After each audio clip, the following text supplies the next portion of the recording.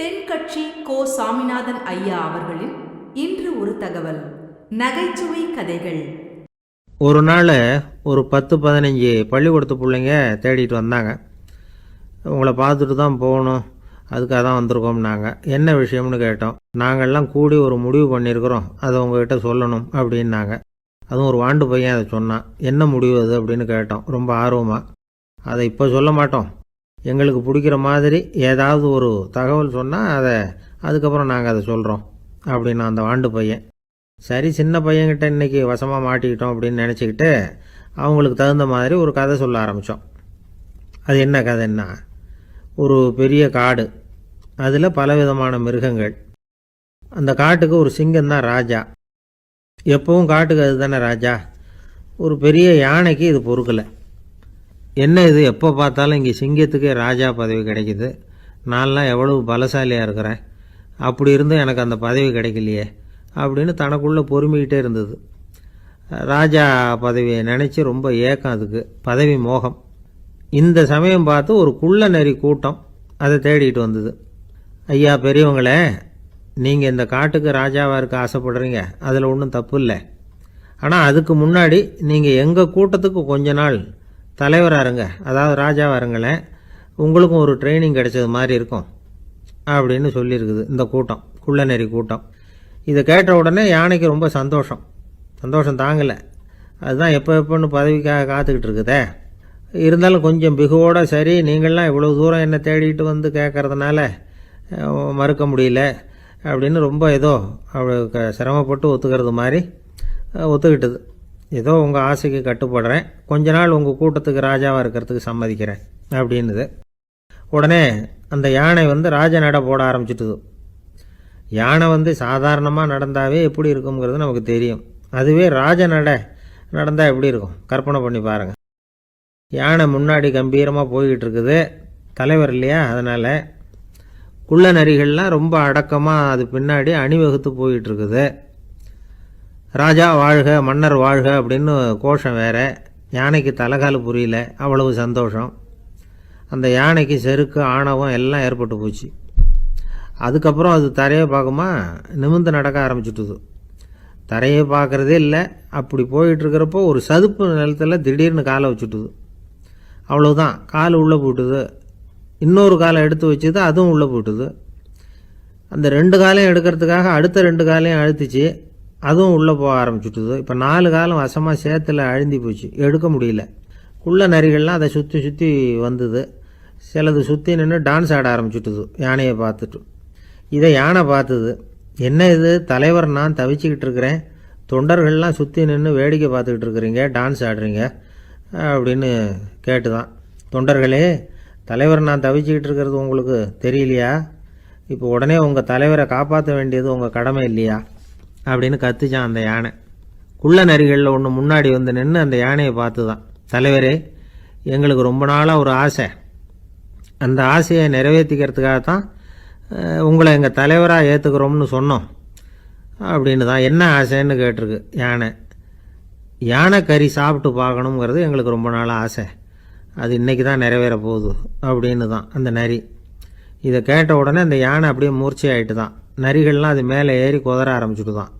பதவி மேலே இருந்த பேராசை அந்த பலசாலியான யானையையே மாட்டி விட்டுட்டுது பார்த்தீங்களா அப்படின்னு சொல்லி முடித்தோம் இந்த கதையை அந்த சின்ன பிள்ளைங்கக்கிட்ட. சரிங்க, இப்போ நாங்கள் உங்களை தேடி வந்த விஷயம் என்னங்கிறத சொல்லவா அப்படின்னா ஒரு வாண்டு பையன். சீக்கிரம் சொல்லு தம்பி, சஸ்பென்ஸ் தாங்கலை அப்படின்னோம். அவன் மெதுவாக எங்களை பார்த்து சொல்கிறான், எங்களுக்கு கொஞ்ச நாள் நீங்கள் தலைவராக இருந்தால் தேவலை அப்படின்னா. சினம் தவிர்த்தல்னு ஒரு பயிற்சி கொடுக்குறோம், அதில் நீ பேசுன்னாங்க. நான் சொன்னேன், நான் பயிற்சிக்கு வேணா வரேன், என்னை பேச வேண்டாம் சார், நான் பயிற்சி கற்றுக்கிறேன்னு. இல்லை நீ அதெல்லாம் பயிற்சி நாங்கள் கொடுக்குறோம், நீ உனக்கு என்ன தெரியுமோ சொல்லு, மனுஷன் கோவப்படாமல் இருக்கணும், அதுக்கு ஏதாவது வழி சொல்லிட்டு போ அப்படின்னு கூப்பிட்டாங்க. சரின்ட்டு போனேன். அங்கே போய் நான் சொன்னேன், இது மாதிரி எனக்கு தெரிஞ்சது ஒரு கதை மாதிரி சொன்னேன். மீனம்பாக்கம் ஏர்போர்ட், அங்கே ஜப்பானுக்கு போக வேண்டிய ஒரு பிரயாணி லக்கேஜோடு நிற்கிறார் நிறையா. இதை வாங்கி பிளேனில் ஏற்றக்கூடிய ஒரு தொழிலாளி அவர்கிட்ட ஒரு சண்டை போடுறார், அடிக்க போகிறார், திட்டுறாரு, கண்டாமலான்னு திட்டுறார். அவர் இதை ஒருத்தர் பார்த்துக்கிட்டே இருக்கார். அந்த சினம் தவிர்த்தல் பயிற்சி கொடுக்குற பேராசிரியர் ஒருத்தர் பார்த்துக்கிட்டே இருக்கார். இது எப்படி இவன் இந்த ஆள் அவ்வளவு கோபமாக அடிக்க போகிறான், திட்டுறான் அந்த பெரிய மனுஷன், இவர் பதிலுக்கு அவர் திட்டவே இல்லையே அந்த அந்த தொழிலாளி சிரிச்சுக்கிட்டே சரி சார் சரி சார் அப்படின்னுட்டே இருக்கான். இவர் லக்கேஜை வாங்கி பிளேனில் ஏற்றுற தொழிலாளி இப்போ கண்ணாவுடனே அடிக்க போகிறான், திட்டுறான், முகம் செவந்து போச்சு. இவருக்கு என்ன ஆச்சரியம்னா இந்த ஆள் இவ்வளவு கோவப்படுறான். அதை வாங்கி அந்த தொழிலாளி கொஞ்சம் கூட முகத்தில் கோவமே படலையே, சிரிச்ச முகத்தோடு இருக்கானே, இவன் நமக்கு பயிற்சி வகுப்பு எடுக்கலாம் போல இருக்க அப்படின்னு இவர் நினச்சிட்டார். ரொம்ப நேரம் அவர் கத்திக்கிட்டு இருந்தார். சரி சார் சரி சார்ன்ட்டு அதை வாங்கிட்டு அவர் போயிட்டார். போனதுக்கப்புறம் இவர் இந்த ஆள் அப்புறம் பிளேன் வந்தது, ஏறி அவர் போயிட்டார், ஜப்பானுக்கு போயிட்டார். அதுக்கப்புறம் இந்த சினம் தவிர்த்தல் பேராசிரியர் ஓடி போய் அந்த தொழிலாளியை பிடிச்சி கொண்டு வந்தார். இந்த பாருப்பா, நான் காலையிலேருந்து பார்த்துக்கிட்டு இருக்கேன், அந்த ஆள் உன்னை அடிக்க வந்தான், திட்ட வந்தான், இவ்வளவு கோவப்படுறான், உனக்கு பதிலுக்கு நீ கோவமே படலையே, உனக்கு கோவமே வராதா, அது எப்படி நீ சினம் தவிர்க்கிறது, எப்படி உனக்கு கோவமே வரலையா அப்படின்னு கேட்டிருக்கார்.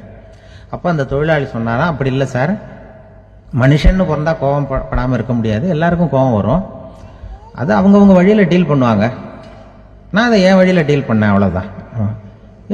அப்போ அவர் திட்டும் பொழுது உனக்கு கோபம் வந்ததுதானே? வந்தது சார். அப்போ அது எப்படி டீல் பண்ணேன்னு கேட்டிருக்கார். அப்போ இவன் சொன்னான், நான் ஒன்றும் இல்லை சார், அந்த பிரயாணி இப்போ ஜப்பானுக்கு போயிட்டுருக்கார், அவர் லக்கேஜெலாம் அமெரிக்கா போயிட்டுருக்கு, இதுக்கு நாம் எதுக்கு சார் அனாவசியமாக அவன்கிட்ட போய் சண்டை போட்டுக்கிட்டேன்,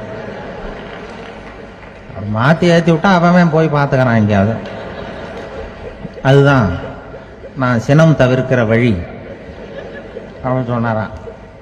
உடனே இதை தான் எனக்கு தெரிஞ்சது கோபம் வராமல் இருக்கிறதுன்னு அங்கே பேசினேன் அந்த கூட்டத்தில். அதுக்கப்புறம் இன்ன வரைக்கும் அவங்க கூப்பிடுறதே இல்லை என்ன. ஏன்னா நாங்கள் முறையாக ஒருத்தன் கோவப்படாமல் இருக்கிறதுக்கு என்ன வழின்னு சொல்லி கொடுத்துக்கிட்டு இருக்கிறோம், நீ இப்படி பண்ணுறியப்பா அப்படின்னு சொல்லி. ஒரு வயசான தாத்தா பாட்டி 60 வருஷத்துக்கு முன்னாடி அவங்களுக்கு கல்யாணம் ஆச்சு, ஒன்றாவே வாழ்ந்தாங்க, ஒன்றாவே இறந்து போனாங்க. இப்போ அவங்க 2 பேரும் சொர்க்கத்துக்கு போய் சேர்ந்தாங்க. அங்கே எல்லா வசதியும் இருந்தது, ஒரு பெரிய பங்களாவே இவங்களுக்கு ஒதுக்கி கொடுத்தாங்களாம்.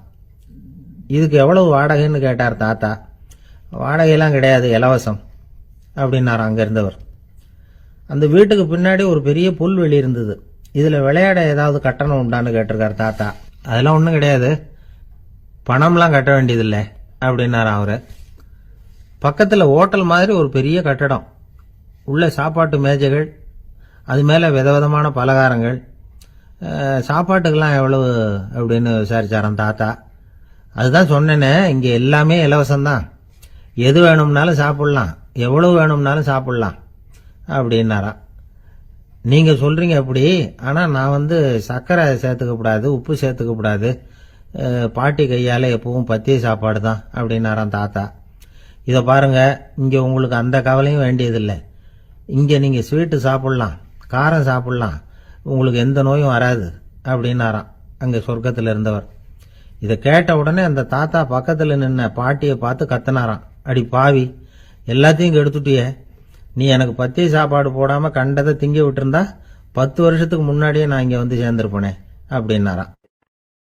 ஒரே ஒரு ஊரில் ஒரு ராஜா இருந்தார். அவர் பேரில் மக்களுக்கு ரொம்ப மரியாதை, அவ்வளவு நல்லா ஆட்சி புரிஞ்சுக்கிட்டு வந்தார்.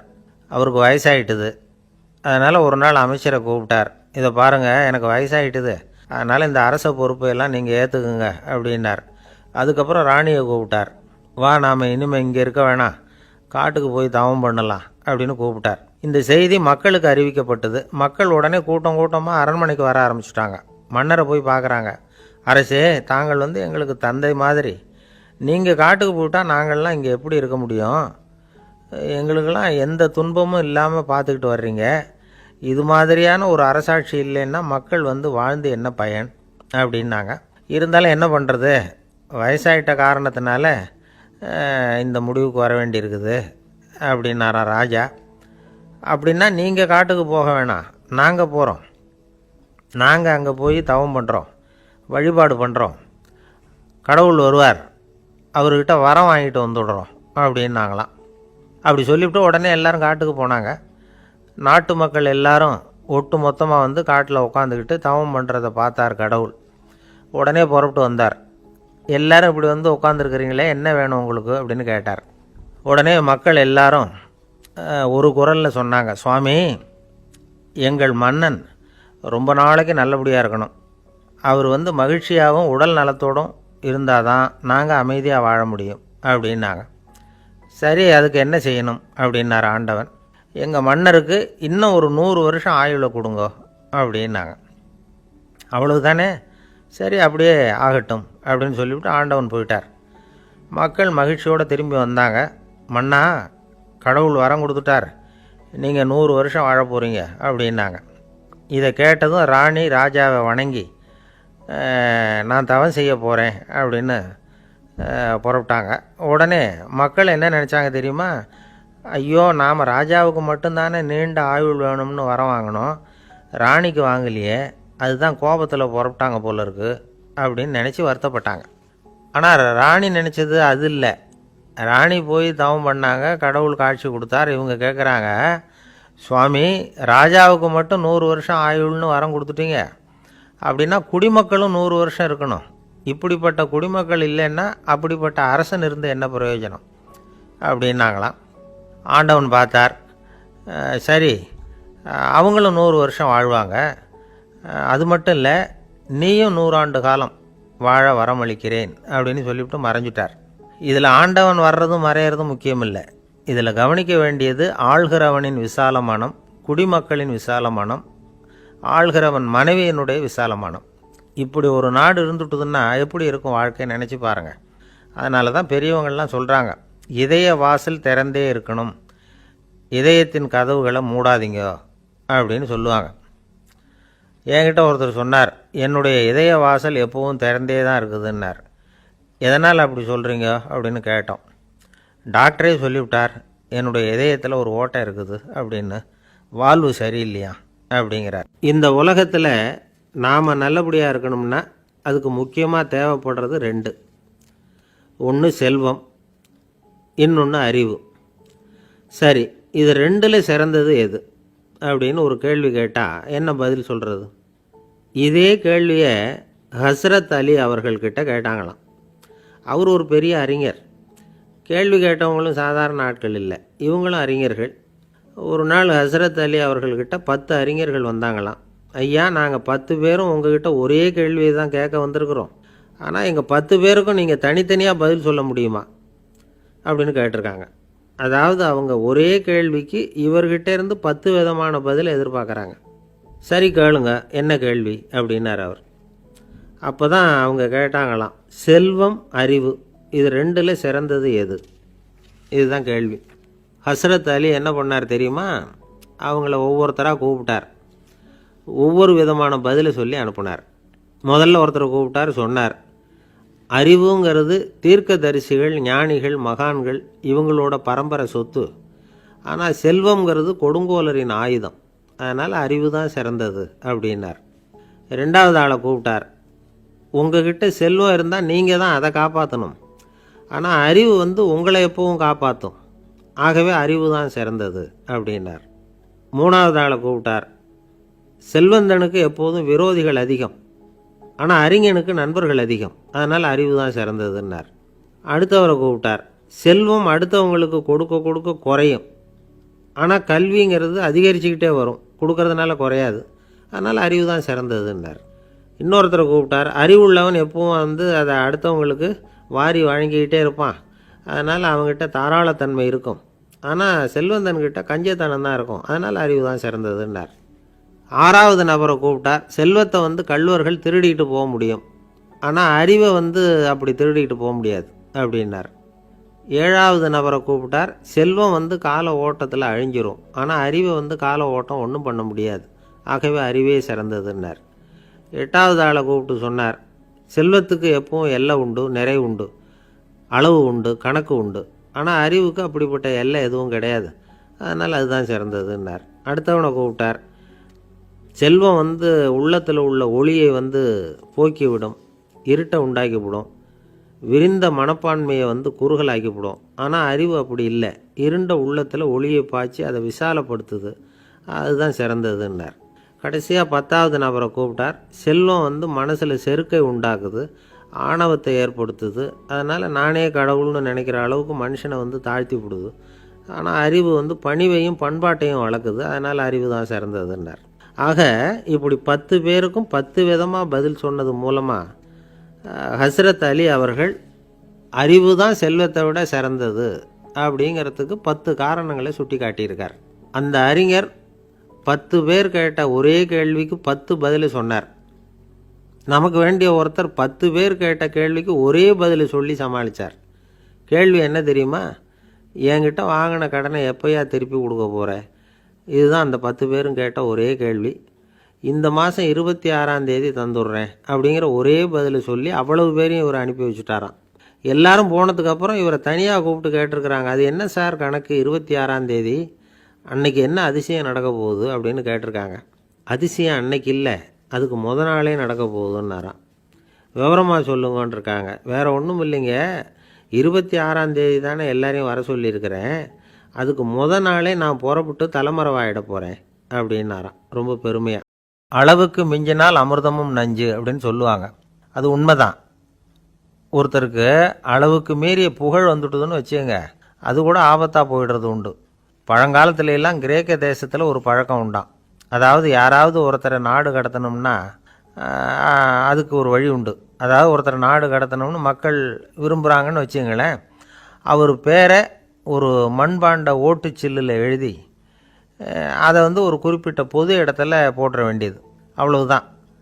இது மாதிரி பல பேர் போட்டுக்கிட்டே இருப்பாங்க, எல்லாம் அப்படியே குவிஞ்சு போயிடும். அந்த ஓட்டாஞ்சில்லு குவியலில் யாருடைய பேர் அதிகமாக இருக்குதோ அந்த நபரை ஒரு 10 ஆண்டுகள் நாடு கடத்தி விடுவாங்க.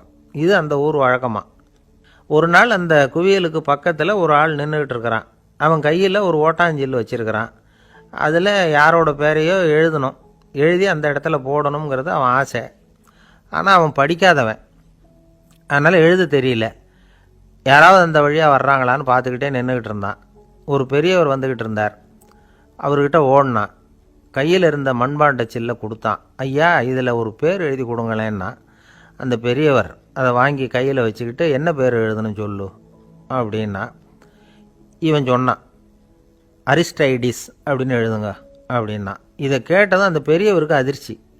ஏன்னா அவர் தான் அரிஸ்டைடிஸ், தத்துவ மேதை அரிஸ்டைடிஸ் அவர். இருந்தாலும் நான் தான் அதுங்கிறத காட்டிக்காமல் அந்த ஆளுகிட்ட கேட்டார். அது சரிப்பா, அரிஸ்டைடிஸுங்கிற பேரை எழுத சொல்கிற, அவர் உனக்கு என்ன கெடுதல் பண்ணார்? அவர் பேரை இதில் எழுத சொல்கிறியே அப்படின்னு கேட்டிருக்கார். அதுக்கு இவன் சொன்னானா, அவர் எனக்கு எந்த கெடுதலும் பண்ணலை, அவரை நான் பார்த்தது கூட இல்லை அப்படின்ட்டுருக்கான். அப்புறம் எதுக்காக அவரை நாடு கடத்தணும்னு நீ ஆசைப்படுற அப்படின்னு கேட்டிருக்கார்.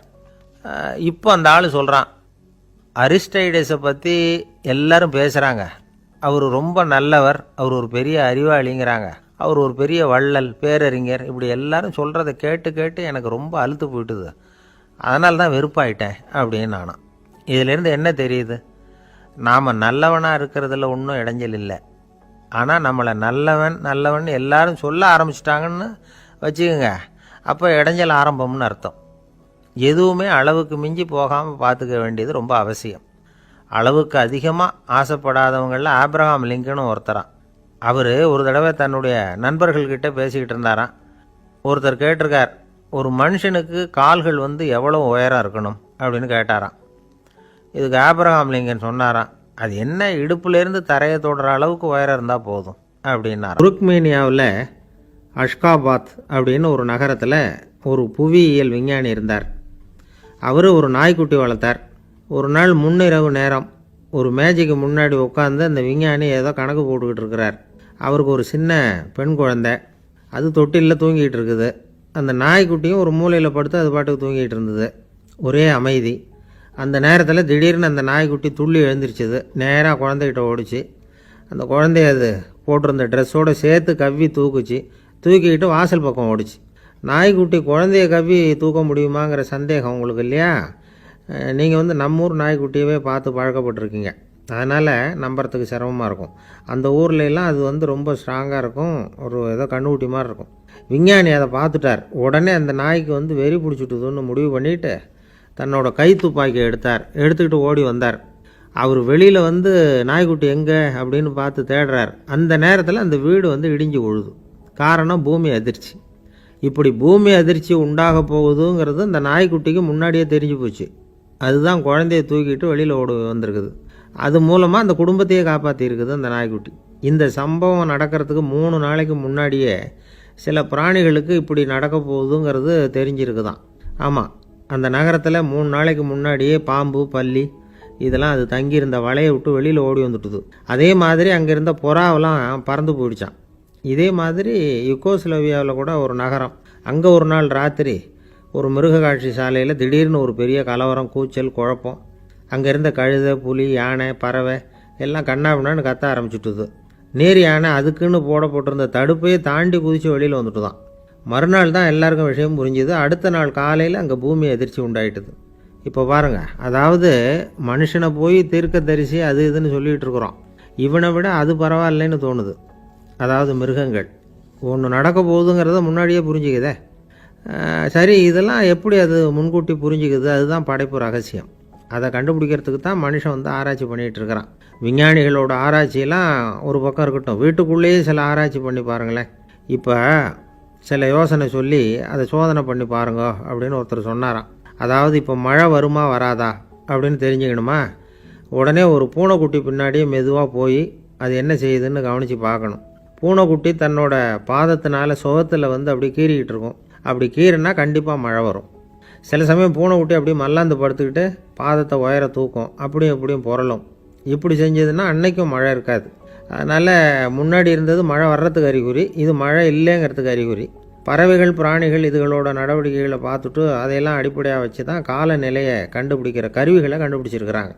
வாத்து இருக்குல்ல, சில சமயம் தன்னோட அழகை தன்னோட இறகுகளில் அப்படியே புதைச்சிக்கும். அப்படி செஞ்சால் குளிர்காலம் வரப்போகுதுன்னு அர்த்தம். பருவநிலை குளிராக மாறப்போகுதுங்கிறதுக்கு இதுதான் அறிகுறி.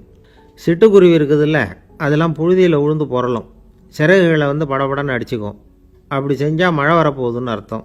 ஒன்று மட்டும் நாம் நல்லா தெரிஞ்சுக்கணும், இயற்கையின் சீற்றம்னு சொல்கிறோம் இல்லையா, இயற்கை ஏன் நம்ம மேலே கோவப்படுது? இயற்கையை நாம் அனுசரித்து போகிறதில்ல, அதனால் கோவப்படுது. காடுகளை அழிக்கப்படாது, விலங்குகளை கொல்லக்கூடாது, இயற்கை ஏற்படுத்தி வச்சிருக்கிற சமநிலையை கெடுக்கக்கூடாது. அதை புரிஞ்சுக்கிட்டு வாழ்ந்தோம்னா பூமியும் நடுங்காது, நாமளும் நடுங்க வேண்டிய அவசியம் இருக்காது. ஒருத்தர் இருந்தார், சாராய கடைக்கு போனாராம், நிறைய சாப்பிட்டார். அப்புறம் சொன்னார், இது ரொம்ப அற்புதமான சரக்கு போல் இருக்குது, உள்ளே போன உடனே இந்த பூமியே நடுங்கிறது மாதிரி இருக்குது எனக்கு அப்படின்னாராம்.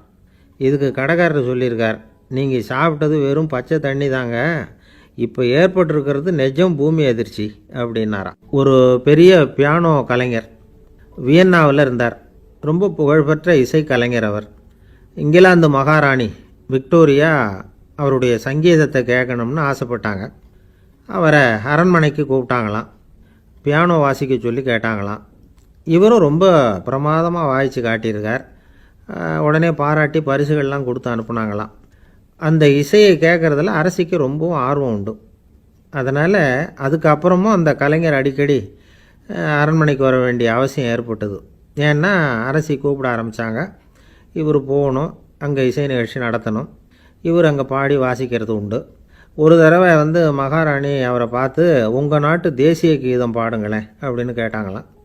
உடனே அவர் தன்னுடைய நாடான ஆஸ்திரியாவின் தேசிய கீதத்தை பாடியிருக்கிறார். அவர் பாட ஆரம்பித்த உடனே மகாராணி எழுந்திரிச்சு நின்னாங்களாம். அதுக்கு மரியாதை செலுத்துகிற நோக்கத்தோடு பாட்டு முடிகிற வரைக்கும் அப்படியே நின்றுக்கிட்டு இருந்தாங்களாம். இதுதான் அந்த அரசியினுடைய பெருந்தன்மை. அதாவது நாட்டுப்பற்றுங்கிறது அந்த அளவுக்கு அப்படி இருக்கணும். இப்படி ஒரு அரசியே நம்ம நாட்டு தேசிய கீதத்துக்கு எழுந்திரிச்சு நின்று மரியாதை செலுத்துகிறாங்க அப்படிங்கிறத புரிஞ்சிக்கும் பொழுது அந்த முதிய கலைஞரின் மகிழ்ச்சிக்கு அளவே இல்லையாம். அதுக்கப்புறம் அந்த பியானோ கலைஞர் ஒரு நாள் தன்னுடைய நண்பர் ஒருத்தர்கிட்ட பேசிக்கிட்டு இருந்தாராம். அப்போ சொன்னாராம், மகாராணியார் வந்து எனக்கு எவ்வளவோ பரிசுகள்லாம் கொடுத்துருக்குறாங்க. ஒரு தடவை எனக்கு வைரக்கல் பதித்த அணி ஒன்றை கூட பரிசாக கொடுத்தாங்க. ஆனால் அதை விட உயர்ந்த விலை மதிக்க முடியாத அணி என்ன தெரியுமா? நான் என்னுடைய நாட்டு தேசிய கீதத்தை நான் பாடுறப்போ அவங்க எழுந்திரிச்சு நின்று மரியாதை செலுத்தினாங்களே, அதுதான் எனக்கு கிடைச்ச மிகப்பெரிய பரிசு அப்படின்னாராம். எனக்கு தெரிஞ்ச சங்கீத வித்வான் ஒருத்தர் இருக்கார். சமீபத்தில் ஒரு நாள் அவரை பார்த்தேன். எப்படி போயிட்டுருக்கு உங்கள் தொழில் அப்படின்னு கேட்டேன். ரொம்பவும் வித்தியாசமாக போயிட்டுருக்குங்க அப்படின்னார். என்ன சொல்கிறீங்க அப்படின்னேன். முன்னாடியெல்லாம் நான் பாடினா எதிரில் இருக்கிறவங்க தான் எழுந்திரிச்சு போயிட்டு இருந்தாங்க. இப்போ எப்படின்னா நான் பாட ஆரம்பிச்சுட்டா உடனே பக்கவாத்தியக்காரனே எழுந்திரிச்சு போயிடுறான் அப்படின்னார் ரொம்ப வேதனையோட. நம்மளில் சில பேர் ரொம்ப தைரியமாக இருப்பாங்க. நாம் கூட சொல்கிறது உண்டு, அந்த ஆளுகிட்ட வர்றதுக்கு எமன் கூட பயப்படுவான் அப்படின்னு சொல்கிறது உண்டு. தைரியசாலிகளை நெருங்கிறதுக்கு எமன் பயப்படுவான் அப்படின்னு சொல்கிறது உண்மை தான். அது பொய் இல்லை. மன வலிமை இருக்குது பாருங்கள், அது மனுஷனை காப்பாற்றும். இது மருத்துவ ரீதியான உண்மை. உடல் கோளாறுகள் மன ஆரோக்கியத்தை பாதிக்கும். மன எழுச்சி, மன போராட்டம் இதெல்லாம் உடல் இயக்கத்தில் மாறுதலை உண்டாக்குது. சில வகையான நோய்களுக்கும் மனசுக்கும் இருக்கிற சம்பந்தம் என்னங்கிறத பற்றியெல்லாம் இப்போ ஆராய்ச்சி பண்ணுறாங்க.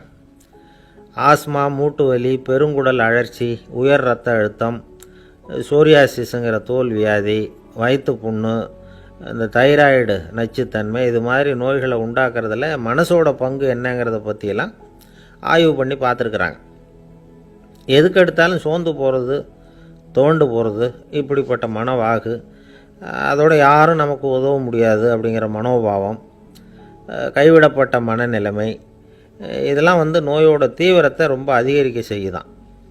இவங்கெல்லாம் அந்த கைகால் வலிக்குது, உடம்பு அசதியாக இருக்குது, தூக்கம் வரல, முதுகு வலிக்குது, உடம்புல உணர்ச்சி குறையுது, கைகால் விரல்லாம் மரத்து போகுது, இப்படி ஏதாவது சொல்லிக்கிட்டு டாக்டர்களை தேடி வந்துக்கிட்டு இருப்பாங்க. நெஞ்சு வலி யாருக்கு வருது தெரியுமா? பதற்றம், போட்டி மனப்பான்மை, அளவுக்கு அதிகமான வேகம், துடிப்பு, பேராசை, இதுலேயும் கட்டுப்பாடு, நேரம் தவறாமை, அப்புறம் இதெல்லாம் உள்ள மனவாக உள்ளவங்க இருக்கிறாங்கல்ல, அவங்க பெரும்பாலும் நெஞ்சு வலிக்கு ஆளாயிடுறாங்களாம். ஃப்ரீட்மேன் அப்படிங்கிறவர் நிறைய ஆராய்ச்சியெல்லாம் பண்ணி பார்த்துட்டு இதை உறுதிப்படுத்தியிருக்கிறார். அவர் பண்ணின ஆராய்ச்சியில் என்னெல்லாம் தெரிய வந்தது தெரியுமா? பொறுப்பு அதிகம் உள்ளவங்களுக்கு கண்டிப்பாக இரத்த அழுத்தம் வரும், அதிகமாக இருக்குமா. அதே மாதிரி கண்டிப்பாக இருக்கிறாங்கல்ல, அவங்களுக்கும் இரத்த அழுத்தம் அதிகரிக்குமா. இரத்த அழுத்தம் தனக்கு அதிகமாக இருக்குங்கிறத தெரிஞ்சுக்கிட்டவங்க தலைவலி, மயக்கம், இந்த தலை சுத்தல், அசதி, இது மாதிரியான உணர்வுகளை அவங்களுக்கு வந்துடும், அது மாதிரி உணர்வு. ஆனால் உண்மை என்ன தெரியுமா? இதெல்லாம் இரத்த அழுத்தத்தினால இல்லை. இரத்த அழுத்தம் கட்டுப்பாட்டுக்குள்ளே இருந்தால் கூட இவங்க இப்படி நினைக்கிறாங்களாம். இதுக்கு காரணம் மனசு தான் அப்படிங்கிறார் அவர். சில பேர் எப்படி தெரியுமா? ஒருத்தர் மாரடைப்பால் இறந்து போனார் அப்படின்னு கேள்விப்பட்டால் போதும், இறந்து போகிறதுக்கு காரணம் இதயம்தான் அப்படிங்கிற பீதியால், இதய தளர்ச்சி அப்படிங்கிற மனநோயால் பாதிக்கப்படுறார். இவங்கெல்லாம் அடிக்கடி தங்களுடைய இதய பகுதியை தொட்டு பார்த்துக்குவாங்க, நாடியை பிடிச்சி பார்த்துக்குவாங்க, அடிக்கடி மூச்சை உள்ளுக்கு இழுத்து வெளியில் விட்டு வலி வருதா அப்படின்னு பார்த்துக்கிட்டு இருப்பாங்க. வேறு எங்கேயாவது வலிச்சா கூட நெஞ்சை வலிக்குதா அப்படின்னு பார்ப்பாங்க. நெஞ்சு வலிக்குதுன்னு கூட சில பேர் சொல்ல ஆரம்பிச்சிருவாங்க. ஆஸ்மாவுக்கும் மனசுக்கும் சம்பந்தம் உண்டு. தீர்வு காண முடியாத மன போராட்டங்கள் எல்லாத்துக்கும் அடுத்தவங்களையே சார்ந்து இருக்கிற மனநிலை, இதெல்லாம் ஆஸ்மாவினுடைய தீவிரத்தை அதிகப்படுத்திடும். பயம், இது எப்படின்னா என்ன நடக்குமோங்கிற பதற்ற நிலை, அப்புறம் இந்த பயம், இதெல்லாம் சுவாசித்தலை அதிகரிக்க செய்யுது இல்லையா. இதனால் இரத்தத்தின் காரத்தன்மை அதிகமாகி நோயின் தீவிரமும் அதிகமாகுது. மன போராட்டம், மனக்கவலை, மன இறுக்கம், இதெல்லாம் தோல் வியாதியை தூண்டி விடுதான். இது மாதிரி இன்னும் எவ்வளவோ இருக்குது. அதனால் இன்றைக்கி நமக்கு தேவை என்னென்னா மன வலிமை, மலர்ந்த முகம். இது ரெண்டும் இருந்துட்டுதுன்னா பலவிதமான நோய்கள் நம்மக்கிட்ட நெருங்கி வராது. டாக்டர் என்ன நெருங்காமல் இருக்கிறதுக்கு நான் ஒரு காரியம் பண்ணுறேன் அப்படின்னார் ஒருத்தர். அவர் என்ன அர்த்தத்தில் சொன்னார்னா, டாக்டர் அவரை நெருங்காமல் இருக்கிறதுக்கு அவர் ஒரு காரியம் பண்ணுறாராம். நண்பர்கிட்ட சொன்னார். நண்பர் கேட்டார், அது என்ன காரியம் பண்ணுற அப்படின்னு கேட்டார். தினம் ஒரு ஆப்பிள் பழம் சாப்பிட்றேன்னார் அவர். ஏன்னா ஆங்கிலத்தில் ஒரு பழமொழி சொல்லுவாங்கள்ல, an apple a day keeps doctor away அப்படிம்பாங்க. ஒரு ஆப்பிள் பழம் சாப்பிட்டா டாக்டர் விலகியே இருப்பார், டாக்டர்கிட்ட போக வேண்டிய அவசியம் இருக்காது அப்படிங்கிறதுக்காக அந்த பழமொழி சொல்கிறது. என்ன, நான் யாருமே நெருங்காமல் இருக்கிறதுக்கு நான் ஒரு காரியம் பண்ணுறேன்னார் இன்னொருத்தர். டாக்டர் நெருங்காமல் இருக்கிறதுக்கு ஆப்பிள் பழம் சாப்பிட்றேன்னார் அவர். என்னை யாருமே நெருங்காமல் இருக்கிறதுக்கு நான் ஒரு காரியம் பண்ணுறேன்னார் இன்னொருத்தர். அது என்னன்னு கேட்டோம். தினம் ஒரு பூண்டு சாப்பிட்றேன்னார். ஏ கார்லிக் எ டே கீப்ஸ் எவ்ரிபடி அவே அப்படின்னு அதுக்கு ஒரு புது விளக்கமும் கொடுத்தார். காசி மாநகரத்தை பிரம்மதத்தன் அப்படிங்கிற ராஜா ஆட்சி பண்ணிட்டு வந்தார். அவர் ஒவ்வொரு வருஷமும் ஒரு திருவிழா நடத்துறது வழக்கம். எல்லா தேசத்திலிருந்தும் எல்லா வகையான ஜனங்களும் அதில் கலந்துக்குவாங்க. ஒரு சமயம் அது மாதிரி விழா நடந்துக்கிட்டு இருந்தது. வைகுண்டத்திலேருந்து தேவலோகத்திலேருந்து நிறைய தேவகுமாரர்கள்லாம் காசி நகருக்கு அப்போது வந்திருந்தாங்க. அதில் முக்கியமாக ஒரு 4 தேவகுமாரர்கள் அந்த 4 பேரையும் சுற்றி ஏகப்பட்ட கூட்டம். அப்படி என்ன விசேஷம் அவங்கக்கிட்ட அப்படின்னா, மற்றவங்கள விட அவங்க முகம் அழகாக இருந்ததா அப்படி பார்த்தா அப்படியும் இல்லை. அவங்க அணிஞ்சிருந்த மலர் மாலைகள் தான் அதுக்கு காரணம். அந்த மலர்கள்லேருந்து அப்படி ஒரு அபூர்வமான நறுமணம். இதுக்கு முன்னாடி இப்படி ஒரு நறுமணத்தை அந்த ஊர் ஜனங்க அனுபவிச்சதே இல்லை. அதுதான் அந்த 4 பேரையும் சுற்றி கூட்டம். எல்லாரும் கேள்வி கேட்க ஆரம்பித்தாங்க. உடனே அந்த 4 தேவகுமாரர்களும் எல்லாருக்கும் தெரியும்படியாக வானத்தில் எழும்பி கொஞ்சம் உயரமாக நின்றுக்கிட்டாங்க. கீழே நின்றுக்கிட்டு இருந்த அரசன்லேருந்து ஆண்டி வரைக்கும் ஒருத்தர் பாக்கி இல்லாமல் ஒரே குரலில் எல்லாரும் அவங்கள பார்த்து, எங்களுக்கும் இது மாதிரி மாலையை போட்டுக்கணும்னு ஆசையாக இருக்குது, அதுக்கு நீங்கள் தான் அருள் பண்ணணும் அப்படின்னு கேட்டுக்கிட்டாங்க. மாலை போட்டுக்கிறதுனா எல்லாருக்கும் ஆசையாக தானே இருக்கும். அந்த 4 தேவகுமாரர்களில் ஒருத்தர் புத்தர் பிரான். அவர் சொன்னார், பூலோகவாசிகளே, நான் சொல்கிறத கொஞ்சம் பொறுமையாக கேளுங்க. கக்காரு அப்படிங்கிற கற்பக விருட்சத்தின் மலர்களால் தொடுக்கப்பட்டது இந்த மாலை. இதுக்கு நிறைய சக்தி உண்டு. எந்த காலமும் இது வாடாது, வாசனையும் குறையாது. ஆனால் இதை அணிந்து கொள்றதுக்கு சில தகுதிகள் தேவை அப்படின்னார். என்ன தகுதி அது சொல்லுங்களேன் அப்படின்னு ஏக காலத்தில் எல்லாரும் சத்தம் போட்டாங்க. தீய இயல்புகள் உள்ளவங்க, இழிந்த சிந்தனை, இழிந்த செயல் உள்ளவங்க இந்த மாலையை அணிய முடியாது அப்படின்னார். அவ்வளோதான். கூட்டத்தில் சத்தம் போட்டவங்கள்லாம் மெதுவாக அப்படி அடங்க ஆரம்பிச்சிட்டாங்க. இன்னொரு தேவகுமாரன் சொன்னார், அடுத்தவங்க பொருளை அபகரிக்காதவன், அடுத்தவங்களுக்கு கெடுதல் பண்ணக்கூடிய பொய் பேசாதவன், பேராசையினால் கெட்ட வழியில் பொருள் ஈட்ட நினைக்காதவன் இந்த மாலையை போட்டுக்கலாம் அப்படின்னார். கூட்டத்திலிருந்து யாரும் முன்னுக்கு வரல. ஒரே ஒரு ராஜகுரு மட்டும் கொஞ்சம் முன்னாடி வந்தார். பெரியவர், படித்தவர். அவர், எனக்கு தகுதி இருக்குது அந்த மாலையை போட்டுக்கிறதுக்கு அப்படின்னார். வேற ஒன்றும் இல்லை, பொய் சொல்லியாவது அந்த மாலையை வாங்கிக்குவோமே அப்படின்னு முடிவு பண்ணிட்டார் அவர். அவ்வளோதான், மாலையை வாங்கிட்டார். அடுத்த தேவகுமாரன் பேசினார். யாருக்கு திடமான அறிவும் மனமும் இருக்குதோ, யாருக்கு நல்ல காரியங்களில் அசையாத ஈடுபாடு இருக்குதோ, நல்ல அரிய பொருள்களை தனியாக தான் மட்டும் அனுபவிக்க விரும்பாதவர் யாரோ அவர் முன்னாடி வந்து இந்த மாலையை வாங்கிக்கலாம் அப்படின்னார். அந்த தகுதியும் எனக்கு இருக்குன்னார் ராஜகுரு. மாலையை வாங்கி போட்டுக்கிட்டார். இன்னொரு ராஜகுமாரன் பேச ஆரம்பித்தார். அறநெறியில் செல்வம் சேர்க்கணும், ஆடம்பர பொருள்களுக்கு அடிமையாகக்கூடாது, வெற்றி அடைஞ்சாலும் கர்வம் வரக்கூடாது, அப்படிப்பட்டவங்க இந்த மாலையை போட்டுக்கலாம்னார். துணிஞ்சு பொய் சொல்லி அதையும் வாங்கி கழுத்தில் போட்டுக்கிட்டார் இந்த ராஜகுரு. இன்னொரு ராஜகுமாரன் சொன்னார், சான்றோர்களை நிந்திக்காதவங்க, புறம் பேசாதவங்க இந்த மாலையை போட்டுக்கலாம்னார். அதையும் வாங்கி போட்டுக்கிட்டார். திருவிழா முடிஞ்சுது, எல்லாரும் திரும்பி போயிட்டாங்க. மறுநாள் ராஜகுரு 4 மாலைகளையும் போட்டுக்கிட்டு ராஜசபைக்கு வரார். வந்தவர் ரொம்ப அவஸ்தையோடு வர்றார். மாலையெல்லாம் வாடி போயிட்டுது, வாசனை எதுவும் கிடையாது. அது மட்டும் இல்லை, அவருக்கு கடுமையான தலைவலி வேறு வந்துட்டுது. துடிச்சு போயிட்டார். மாலையை கழட்டவும் முடியல. ஜனங்கள்லாம் அவரை பார்த்து சிரிக்க ஆரம்பிச்சிட்டாங்க. என்னத்துக்கு ஆசைப்படணும், ஏன் இப்படி கஷ்டப்படணும் அப்படின்னு. ராஜா பார்த்தார். மறுபடியும் விழாவுக்கு ஏற்பாடு பண்ணினார். தேவகுமாரர்கள்லாம் வந்தாங்க. ராஜகுரு வந்தார். மக்கள் முன்னிலையில் அவங்க காலில் விழுந்தார், மன்னிப்பு கேட்டுக்கிட்டார். இந்த மாலையை போட்டுக்கிற தகுதி எனக்கு இல்லை. தகுதி இல்லாத ஒருத்தன் தகாத தகுதியை பொய் மூலம் பெறணும்னு ஆசைப்படுறாங்களே, அவங்களுக்கெல்லாம் என்னுடைய தண்டனை ஒரு எச்சரிக்கையாக இருக்கட்டும்னார். அதுக்கப்புறம் தேவகுமாரர்கள் அவர் கழுத்தில் இருக்கிற மாலையை கழட்டினாங்களாம். அந்த மாலைகளும் பழையபடி மனம் கொடுக்க ஆரம்பிச்சுட்டு தான். இதிலேருந்து நாம் தெரிஞ்சுக்க வேண்டியது என்னென்னா, நமக்கு தகுதி இல்லாத ஒரு கௌரவம் நம்மக்கிட்ட தானாக வந்தால் கூட அதை தவிர்த்து விடுறது தான் நல்லது. அதுதான் புத்திசாலித்தனம். ஒருத்தர் வந்தார். சார், எங்கள் இலக்கிய மன்ற விழாவுக்கு நீங்கள் தலைமை தாங்கணும்னார்.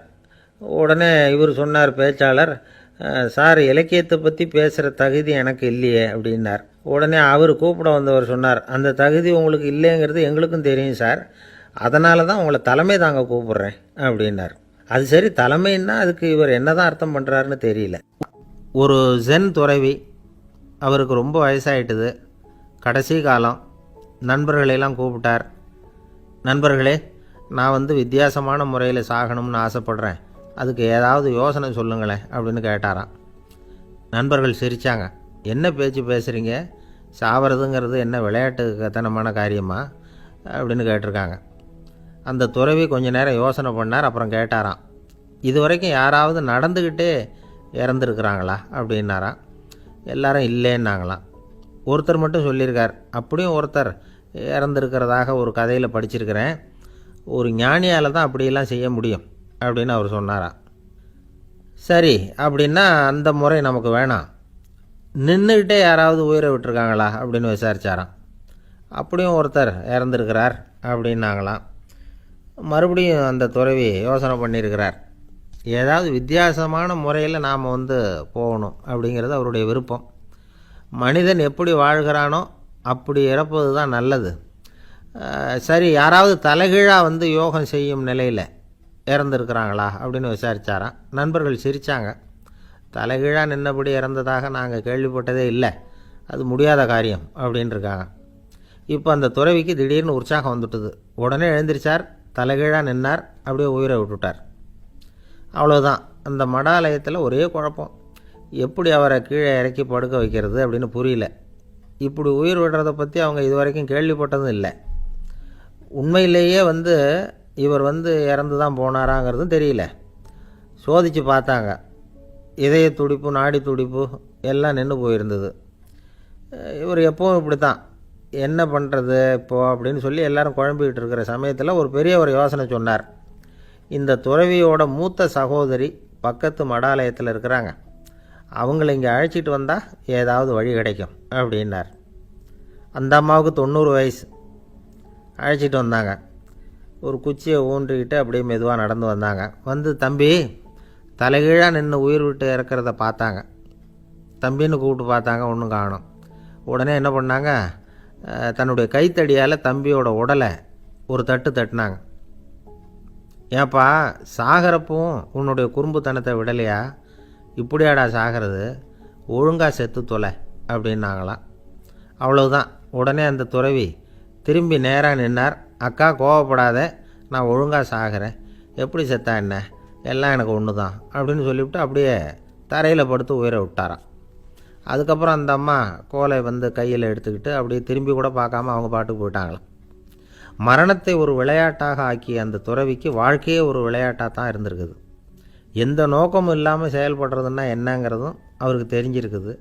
பயனை எதிர்பார்க்காமல் பணி செய்து வாழ்ந்து மறைந்த மகான் அவர். தம்முடைய தொழிலை விளையாட்டு போல் செய்ய தெரிஞ்சவருக்கு வாழ்க்கையே ஒரு விளையாட்டாக மாறிடும். எல்லாமே விளையாட்டாகி விடுகிற போது மரணமும் விளையாட்டாகிவிடும் அப்படிங்கிறது தான் அந்த தத்துவம். ஆனால் அதுக்கு முன்னாடி உங்களுக்குள்ளே இருக்கிற உண்மையான நடிகனை நீங்கள் அடையாளம் கண்டுபிடிக்கணும். நீங்கள் நடிக்க வேண்டியதே இல்லை, நீங்கள் ஏற்கனவே நடிச்சுக்கிட்டு தான் இருக்கிறீங்க. நீங்கள் இந்த உண்மையை தெரிஞ்சுக்கணும், அவ்வளவுதான். இதுதான் ஞானிகளுடைய கருத்து. நீங்கள் தெருவில் நடந்து போயிட்டுருக்கிறீங்க, எதிரில் வர்றவர் உங்களை பார்த்து எப்படி இருக்கிறீங்கன்னு கேட்குறார். நல்லா இருக்கிறேங்கிறீங்க. உண்மையிலேயே நாம் நல்லா இருக்க மாட்டோம், ஏதாவது உடம்புல கோளாறு இருக்கும். ஆனால் அப்படி சொல்லுவோம், நல்லா இருக்கிறேன் அப்படின்னு. அது நடிப்பு தானே. உங்களை சந்தித்ததில் ரொம்ப மகிழ்ச்சி அப்படின்னு சொல்கிறோம். உடனே கொஞ்சம் நிதானமாக யோசித்து பாருங்கள், உண்மையிலேயே உங்கள் மனசு மகிழ்ச்சி அடைஞ்சுட்டுதா? அது நடிப்பு தானே. வாழ்க்கையை சரியாக புரிஞ்சுக்கிட்டால் எல்லாமே நடிப்புங்கிறது புரியும். கல்யாண பத்திரிக்கை அனுப்பியிருந்தேனே, ஏன்டா வரலன்னு கேட்டான் ஒருத்தன். வந்திருந்தேனே அப்படின்னானா இவன். டேய், ஏன்டா போய் சொல்கிற, நான் பத்திரிக்கையே உனக்கு அனுப்பலையே அப்படின்ட்டுருக்கான் அவன். அதுக்கு இவன் சொன்னானா, பத்திரிக்கை அனுப்புனேன்னு நீ போய் சொல்கிறப்போ கல்யாணத்துக்கு வந்தேன்னு நான் போய் சொல்லக்கூடாதா அப்படின்னானா. இன்று ஒரு தகவல். நகைச்சுவை கதைகளை கேட்டு ரசித்தமைக்கு நன்றி.